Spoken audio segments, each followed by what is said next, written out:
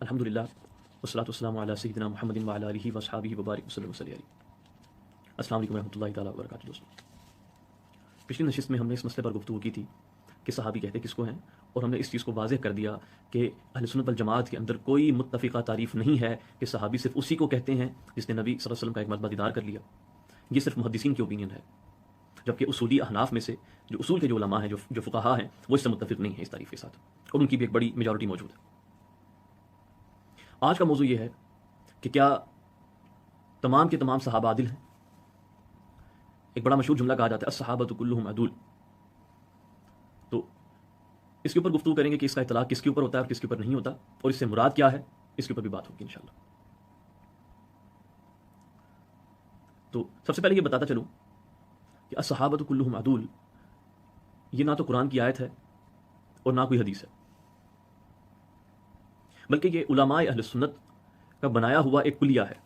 اور وہ کس مقصد کے لیے بنایا تھا اس کے بارے میں آگے بتا دوں۔ تو بات کو شروع کرتے ہیں امام جمال الدین قاسمی رحمۃ اللہ علیہ کی کتاب قواعد التحدیث سے۔ اس میں عدالت صحابہ کا ایک باب موجود ہے، اس میں وہ سب سے پہلے امام نووی رحمۃ اللہ علیہ کا ایک قول لے کر آتے ہیں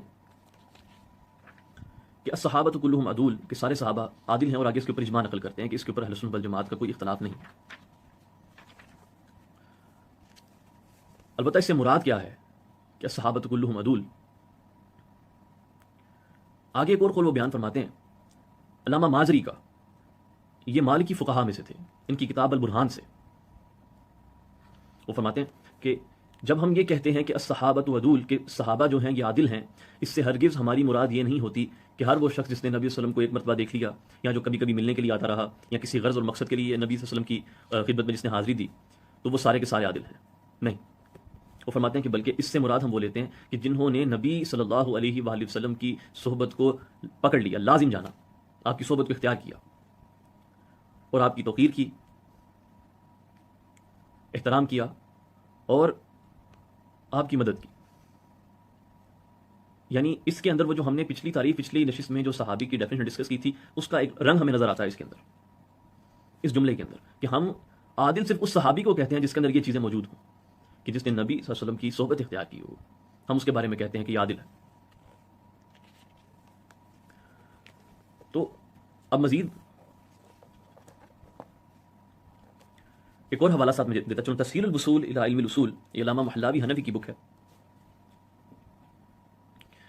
تو اس میں وہی بات فرماتے ہیں کہ جب ہم کہتے ہیں کہ الصحابۃ کلھم عدول، تو اس سے مراد وہ صحابی ہیں جنہوں نے نبی صلی اللہ علیہ وسلم کی صحبت کو اختیار کیا اور زیادہ وقت ان کے ساتھ گزارا، نہ کہ ہر وہ شخص جس نے صرف ایک مرتبہ نبی صلی اللہ علیہ وسلم کو دیکھ لیا، یا ہر کوئی، اور جو کامن ڈیفینیشن ہے صحابی کی وہ اس میں شامل نہیں ہے۔ یہ تسہیل الوصول الی علم الاصول سے یہ دو حوالے ہو گئے۔ اب آتے ہیں باقاعدہ اس موضوع کی طرف کہ جب ہم اہل سنت والجماعت میں اور یہ بات بول دی کہ ہمارے اس کے اوپر اجماع ہے کہ صحابہ عادل ہیں، اور اس مسئلے پر ہمارا اہل تشریع کے ساتھ اختلاف ہے، اور اس کو میں ڈسکس نہیں کرنا چاہتا ابھی، وہ ہمارا موضوع نہیں ہے، مسئلہ جو ہے یہ اہل سنت کے اندر ہے، تو اس لیے ودن اہل سنت میں اس مسئلے کو ڈسکس کرنا چاہ رہا ہوں۔ تو جب الصحابۃ کلھم عدول کے اوپر ہم نے دیکھ لیا کہ اہل سنت والجماعت کا اجماع ہے، اور ساتھ یہ بھی میں نے بتا دیا کہ اس سے مراد ہر کوئی صحابی نہیں ہوتا، بلکہ وہ صحابی جنہوں نے نبی صلی اللہ علیہ وسلم کی صحبت کو اختیار کیا، وہ اس سے مراد ہوتے ہیں۔ تو اب آگے چلتے ہیں، اس موضوع کو لیتے ہیں کہ عادل سے مراد کیا ہوتا ہے۔ جب ہم کہتے ہیں کہ سارے کے سارے صحابی عادل ہیں، تو عادل سے مراد ہم یہ لے لیتے ہیں اکثر عام اوقات میں کہ جناب والا عادل سے مراد یہ ہے کہ وہ سیدھے کے سیدھے جنتی ہیں، وہ کبھی خطا نہیں کر سکتے، آپ ان کی کسی برے کام کو کرٹیسائز نہیں کر سکتے، تعریف ہے، اگر کوئی فاجر بھی ہے، اگر کوئی باغی بھی ہے، تو اس کی بھی آپ تعریفیں کریں کیونکہ وہ عادل تھے۔ ہم اس کی یہ تعبیریں ہم نکالتے ہیں عادل کی۔ تو پہلے آج اس چیز کو ڈسکس کرتے ہیں کہ عادل سے مراد کیا ہے۔ اہل سنت والجماعت کی کتابوں میں لفظ عدالت یا عادل جو ہے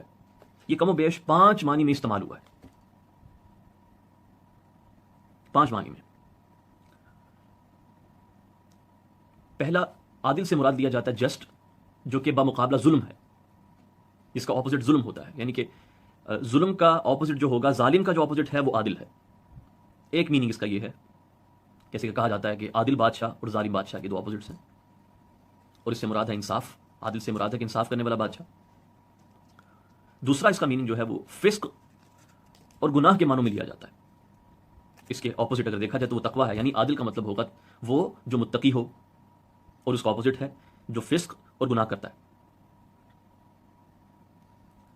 اور تیسرا معنی عادل کا عصمت کے معنوں میں لیا جاتا ہے اس کو، اور اس سے مراد یہ ہے کہ وہ شخص جس سے کسی قسم کی فسق و فجور اور گناہ کا ظہور نہ ہو سکتا ہو. اور اس کا ایک معنی جو ہے وہ بمعنی حفظ کی بھی لیا جاتا ہے کہ جو خطاؤں سے محفوظ ہو. ایک بمعنی معصوم اور ایک بمعنی محفوظ،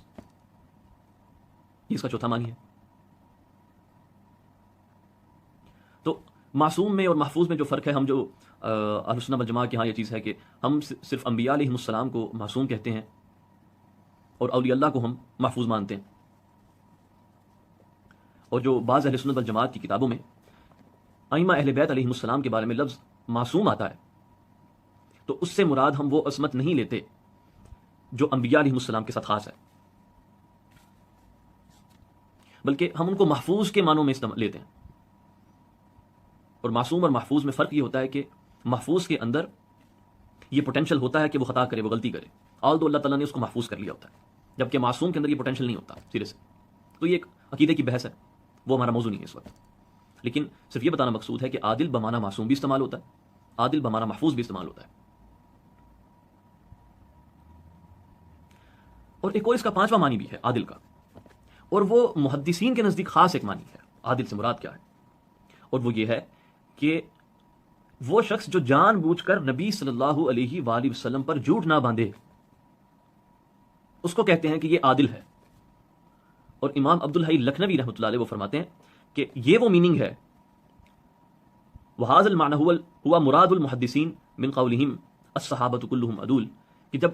محدثین یہ کہتے ہیں کہ الصحابۃ کلہم عدول، تو اس سے مراد یہ میننگ ہوتا ہے کہ وہ نبی صلی اللہ علیہ وآلہ وسلم پر جان بوجھ کر حدیث میں جھوٹ نہیں بولتے. بس اس سے مراد یہ نہیں ہوتی کہ وہ ظالم نہیں ہو سکتے، یا ان سے گناہ سرزد نہیں ہو سکتے، یا وہ معصوم ہیں، یا وہ سب کے سب محفوظ ہیں. ہم ان میں سے کوئی معنی ہر ایک کے اوپر اپلائی نہیں کرتے، مطلقاً ہر ایک کے اوپر یہ معنی اپلائی نہیں کرتے، بلکہ اس سے صرف مراد یہ ہوتی ہے کہ وہ لوگ حدیث میں آقا صلی اللہ علیہ وسلم پر جھوٹ نہیں باندھتے. اب یہاں سے امام سخاوی رحمۃ اللہ علیہ کی جو فتح المغیث ہے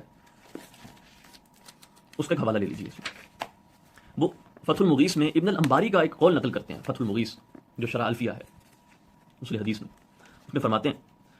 کہ صحابہ کی عدالت سے مراد یہ ہے کہ ان کی روایت کو اسباب عدالت اور طلب شہادت کی بحث کا تکلف کے بغیر قبول کیا جائے، الا یہ کہ کوئی نقصان پہنچانے والا عامل ہو جو بحمدللہ ثابت نہیں ہے. یعنی انباری کا کہنا یہ ہے، ابن الانباری کا، کہ صحابہ کی عدالت سے مراد یہ ہے کہ ہم ان کی روایات کو قبول کر لیں گے، ان کے اوپر جرح نہیں کریں گے، کرٹیسائز نہیں کریں گے ان کو. اس سے مراد یہ ہے. اور اسی طرح کا ایک قریب معنی جو ہے یہ علامہ ابن تیمیہ کی جو منہاج السنہ ہے اس میں بھی پایا جاتا ہے، ملتا ہے. جیسے اب یہ پورے پیراگراف میں آپ کے سامنے پڑھتا ہوں اس کتاب سے. تو ابن تیمیہ لکھتے ہیں کہ اور نبی صلی اللہ علیہ وسلم کے اصحاب الحمدللہ حدیث میں تمام انسانوں سے زیادہ سچے ہیں. کسی ایک صحابی کے بارے میں ہمیں یہ معلوم نہیں کہ اس نے نبی صلی اللہ علیہ وسلم پر جان بوجھ کر کوئی جھوٹی بات منسوب کی ہو. حالانکہ ان میں سے بعضوں سے خطائیں اور غلطیاں سرزد ہوئیں، لیکن اس کے باوجود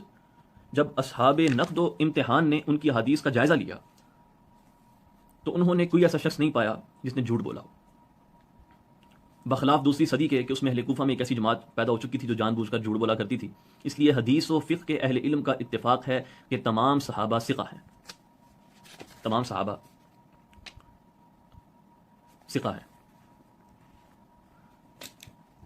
تو الصحابۃ کلھم عدول سے مراد تو یہ ہے. اس کو عقیدے میں کس نے داخل کر دیا کہ یہ ہمارے عقیدے کا حصہ بن جائے؟ بھائی یہ ایک اصول حدیث کا کلیہ ہے، ایک پرنسپل ہے، قاعدہ ہے. اس لیے اس کو جب جرح و تعدیل کی جب بحثیں کی جاتی ہیں کہ کس کے اوپر جرح ہوگی کس کے اوپر نہیں ہوگی، اس کے تحت اس کو بیان کیا جاتا ہے. اصول الفقہ کے اندر اس مسئلے کو سنت کے چیپٹر میں جو ہے ڈسکس کیا جاتا ہے. صحابہ کی عدالت کو عقیدے میں بھی ڈسکس نہیں کیا جاتا. اس کو عقائد کی کتابوں میں یہ چیزیں نہیں آتی. اب ایک بڑا زبردست کلام شاہ عبد العزیز دہلوی رحمۃ اللہ علیہ، انہوں نے اپنی بعض کتب میں اس کا ذکر کیا، اس کو علامہ عبدالحی لکھنوی رحمۃ اللہ علیہ انہوں نے بھی اس کا بیان کیا کہ وہ اپنے والد سے جو شاہ ولی اللہ محدث دہلوی ہیں رحمۃ اللہ علیہ، کہتے ہیں کہ میں نے سوال کیا کہ یہ جو عقائد اہل سنت والجماعت میں سے یہ چیز ہے کہ الصحابۃ کلھم عدول، عقائد اہل سنت والجماعت میں سے یہ چیز ہے، اور اس کا ایشو کیا ہے، اس کی ریئلٹی کیا ہے؟